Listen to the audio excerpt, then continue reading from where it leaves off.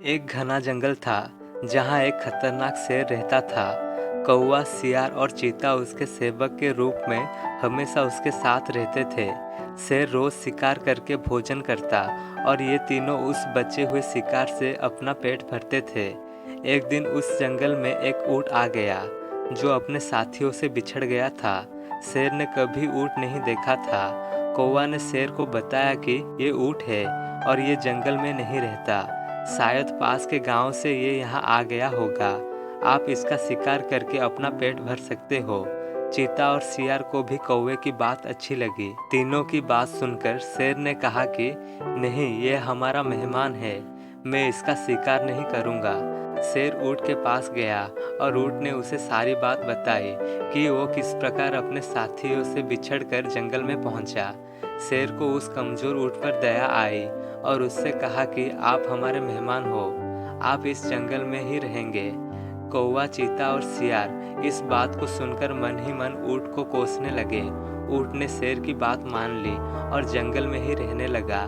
जल्द ही जंगल की घास और हरी पत्तियां खाकर वो तंदुरुस्त हो गया। इस बीच एक दिन शेर की जंगली हाथी से लड़ाई हो गई और शेर बुरी तरह से घायल हो गया। वो कई दिनों तक शिकार पर नहीं जा सका। शिकार ना करने पर शेर और उस पर निर्भर कौवा, चीता और सियार कमजोर होने लगे। जब कई दिनों तक उन्हें कुछ भी खाने को नहीं मिला तो सियार ने शेर से कहा कि महाराज, आप बहुत कमजोर हो गए हैं और अगर आपने शिकार नहीं किया तो हालत और ज्यादा खराब हो सकता है। इस पर शेर ने कहा कि मैं इतना कमजोर हो गया हूँ कि अब कहीं भी जाकर शिकार नहीं कर सकता। अगर तुम लोग किसी जानवर को यहाँ लेकर आओ तो उसका शिकार करके मैं अपना और तुम्हारा पेट भर सकता हूँ। इतना सुनते ही सियार ने कहा कि महाराज, अगर चाहे तो हम ऊँट को यहाँ लेकर आ सकते हैं, आप उसका शिकार कर लीजिए। शेर को ये सुनकर गुस्सा आ गया और बोला कि वो हमारा मेहमान है, उसका शिकार मैं कभी नहीं करूँगा। सियार ने पूछा कि महाराज, अगर वो स्वयं आपके सामने खुद को समर्पित कर देगा तो? शेर ने कहा, तब तो मैं उसे खा सकता हूँ। फिर सियार ने कौवे और चीता के साथ मिलकर एक योजना बनाई और ऊँट के पास जाकर बोलने लगा कि हमारे महाराज बहुत कमजोर हो गए हैं, उन्होंने कितने दिनों से कुछ नहीं खाया है। अगर महाराज हमें भी खाना चाहे तो मैं खुद को उनके सामने समर्पित कर दूंगा। सियार की बात सुनकर कौवा, चीता और ऊँट भी बोलने लगे कि मैं भी महाराज का भोजन बनने के लिए तैयार हूँ।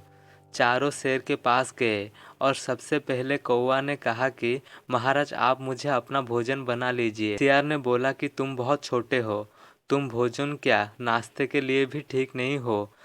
फिर चीता बोला कि महाराज, आप मुझे खा जाइए। तब सियार ने कहा कि अगर तुम मर जाओगे तो शेर का सेनापति कौन होगा। फिर सियार ने खुद को समर्पित कर दिया। तब कौवा और चीता बोले कि तुम्हारे बाद महाराज का सलाहकार कौन बनेगा। जब तीनों को शेर ने नहीं खाया तब ऊँट ने भी सोचा कि महाराज मुझे भी नहीं खाएंगे क्योंकि मैं तो उनका मेहमान हूँ।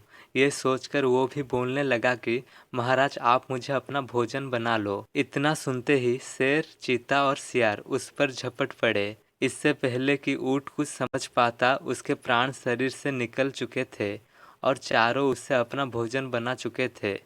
दोस्तों, हमें इस कहानी से ये सीखने को मिलता है कि हमें बिना सोचे किसी की बातों में नहीं आना चाहिए।